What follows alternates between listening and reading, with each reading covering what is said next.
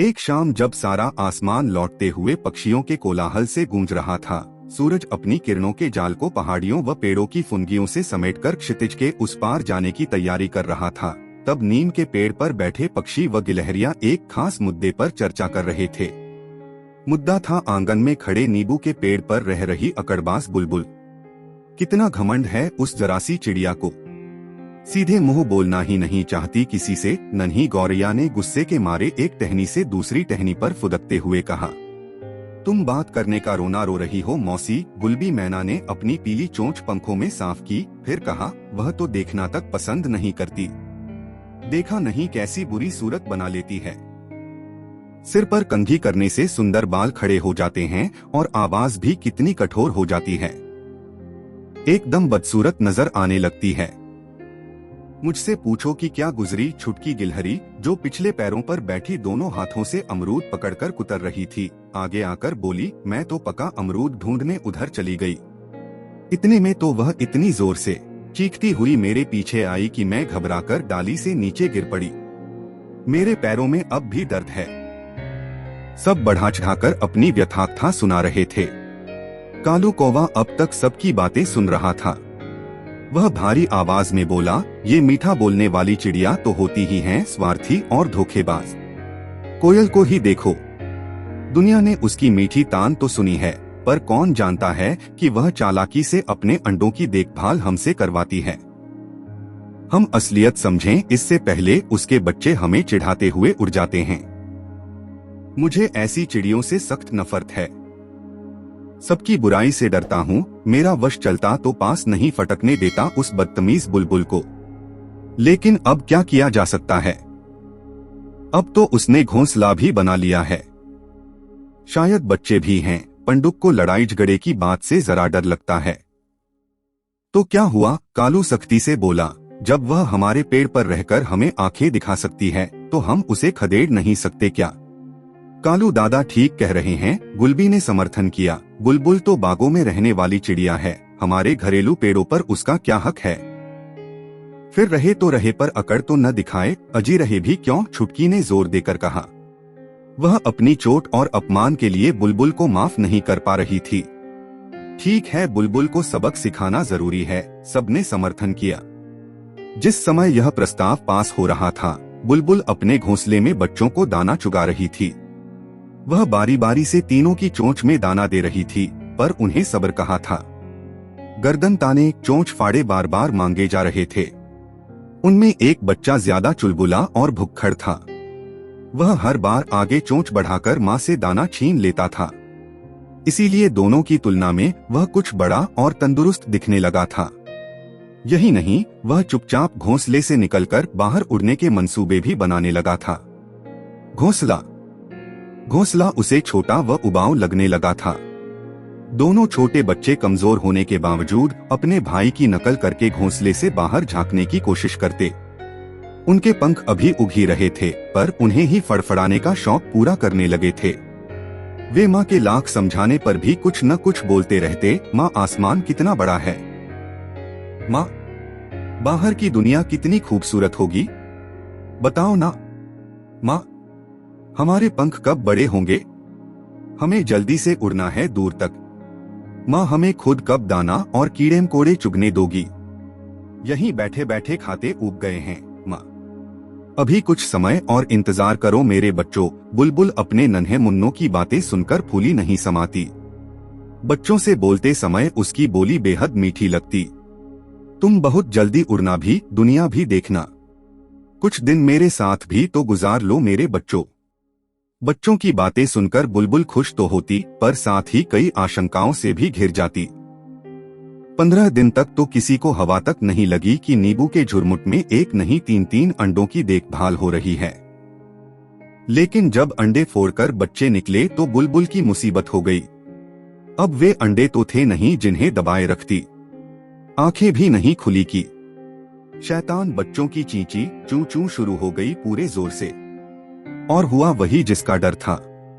कितनी ही चिड़िया नींबू के पेड़ के आसपास चक्कर काटने लगीं और किसी न किसी बहाने बातें करने लगीं। क्या कर रही हो बहन? नन्ही गौरैया आ जाती। क्या तुम्हारे यहाँ मेहमान आए हुए हैं? बड़ा शोर मचा रहता है। बगीचे में तो फूलों के आसपास रहती होगी। हमारा यह कांटेदार पेड़ कैसे भाग गया? बुलबुल रानी गुलबी आंखें नचाकर कहती। तुम बहुत सुरीला गाती हो, हमें भी एक दो गीत सुना दो ना, छुटकी गिलहरी पूंछ को डुलाती हुई कहती। पर सबसे ज्यादा वह कालू कौवे से डरती, जो कावकाव करता जब तब मंडराता रहता। इनके इरादे नेक नहीं हैं, बुलबुल सोचती और खतरे को टालने की गरज से कहती, मैं जरा व्यस्त हूँ, फिर आना। उस समय न चाहते हुए भी उसकी आवाज कठोर हो जाती। कभी कभी तो उसे दुत्कारना भी पड़ जाता। इतना घमंड सभी को यह बात बहुत अखरी, और बढ़ा चढ़ाकर कुछ नमक मिर्च लगाकर बात ऐसी बनाई कि आनन फानन में बुलबुल को भगाने की योजना बन गई। इसकी जिम्मेदारी सौंपी गई कालू कौवे को। अंधा क्या चाहे दो आंखें। कालू तो जाने कब से इसी मौके की तलाश में था। बुलबुल ने कई बार उसे बुरी तरह खदेड़ दिया था, लेकिन अभी तक कालू उसका कुछ नहीं बिगाड़ पाया था। यह मौका पाकर वह बड़े उत्साह से बोला, आपने मुझे जो काम सौंपा है उसे मैं दिल से पूरा करने की कोशिश करूंगा। दूसरे दिन सुबह जब सूरज की किरणें पत्तों पर थिरकने लगी, जेल से छूटे कैदियों की तरह चहकते हुए पक्षी भोजन की तलाश में उड़ गए। पेड़ों पर गिलहरियों की किटकिट शुरू हो गई थी, मानो छैनी हथौड़ा लेकर कोई पत्थर तराश रहा हो। बुलबुल ने भी अपने बच्चों को तमाम नसीहतें दी, जैसे कि ज्यादा जोर से मत बोलना, घोंसले से बाहर सिर मत निकालना, कोई खतरा हो तो मुझे पुकार लेना, मैं पास ही तुम्हारे लिए कुछ कीड़े चुगूंगी, और उड़ गई। कालू ने मौका देखा और चुपके से घोंसले तक पहुंच गया। हालांकि घनी टहनियों और पत्तों से उसे खासी दिक्कत हुई, पर घोंसले में जो नरम गरम बच्चे देखे तो मुंह में पानी आ गया। उसके मुंह से बरबस ही निकल पड़ा, वाह क्या बात है। कौन है? तीनों बच्चे चौंके। कालू को लगा जैसे उसकी चोरी पकड़ी गई हो। वह 2 कदम पीछे हट गया। अरे डर लगा क्या? बड़ा बच्चा गर्दन उठाकर सीने को फुलाने का प्रयास करता हुआ बोला, यहाँ डर की कोई बात नहीं है, अभी हमारी माँ भी नहीं है, हमसे दोस्ती करोगे? बीच वाला बच्चा आगे आकर बोला। दोस्ती? कालू चौंका। दरअसल हमें एक दोस्त की सख्त जरूरत है जो बहादुर हो, ताकतवर हो, हमें आसमान की सैर कराए, हमसे खूब बातें करे।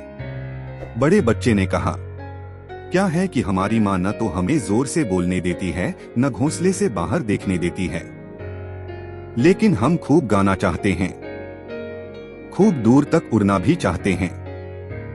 क्या आप हमारी मदद करेंगे? छोटा बच्चा बड़े के दबाव से निकलता हुआ बोला। कालू हैरान था। बच्चे निर्भीकता से बोले जा रहे थे। उन्हें न किसी खतरे का एहसास था, न मुसीबत की चिंता। ऐसे में इन पर वार करना तो बेहद शर्मनाक काम होगा। कालू ने सोचा। बच्चों का बोलना जारी था। हमारी माँ कहती है कि यहाँ हमारे कई दुश्मन हैं जो हमें नुकसान पहुँचा सकते हैं, लेकिन हमें तो इस बात पर यकीन नहीं होता, और हमें आप दुश्मन तो हरगिज नहीं लगते। माँ ने कहा था कि जो बहादुर होते हैं बच्चों के दुश्मन नहीं होते, है न?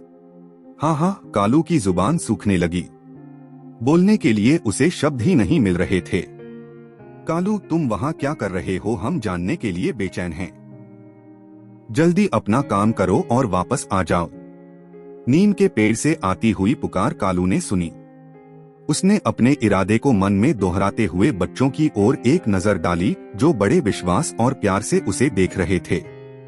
वे दोनों एक दूसरे से आगे आकर बात करने की कोशिश कर रहे थे। उस समय कालू को अपना इरादा काफी घटिया लगा। उसने थकी सी आवाज में कहा, अच्छा चलता हूँ, फिर मिलेंगे नन्हे दोस्तों।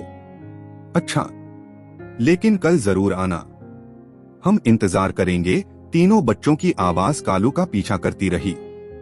वह जैसे जान छुड़ाकर नीम के पेड़ पर चुपचाप आ बैठा। तुम कामयाब नहीं हुए न? नन्ही ने शरारत से कहा। तुम्हारी सूरत बता रही है। कालू चुप रहा।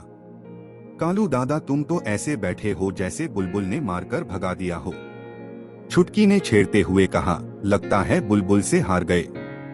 बुलबुल से नहीं, बेवकूफ गिलहरी, उसके नन्हे बच्चों से जिनके शरीर पर अभी पंख भी नहीं हैं। कालू आवेश में बोला। यह नहीं हो सकता, सभी ने अविश्वास से कहा। यही हुआ है। कालू का स्वर धीमा हो गया। मैंने तय किया है कि जब तक बच्चे उड़ने लायक नहीं हो जाते उन्हें तंग नहीं करेंगे। यह नींबू का पेड़ तब तक उन्हीं का है। ऐसा कहते समय उसकी आंखों में संतोष था। जब उसने अपने साथियों की ओर देखा तो यह जानकर बेहद खुश हुआ कि कोई उसकी बात से नाखुश नहीं था। सभी बड़े ध्यान से घोंसले से आती नन्ही आवाजों को सुन रहे थे। कहानी समाप्त। कहानी का सार यह कि जब भी कोई भी माँ अपने बच्चों को असुरक्षित पाती है तो उनके सुरक्षा के लिए कठोर बन ही जाती है। अन्यथा इस संसार में सीधे और सरल लोग ही सताए जाते हैं। धन्यवाद। इस कहानी के लेखक हैं गिरिजा कुलश्रेष्ठ। धैर्य से कहानी सुनने के लिए आप सभी का धन्यवाद। ऐसे और भी मजेदार और दिलचस्प कहानियों एवं कथाओं के लिए हमारे चैनल को सब्सक्राइब और वीडियो को लाइक जरूर करें। आपका दिन शुभ हो। जय हिंद।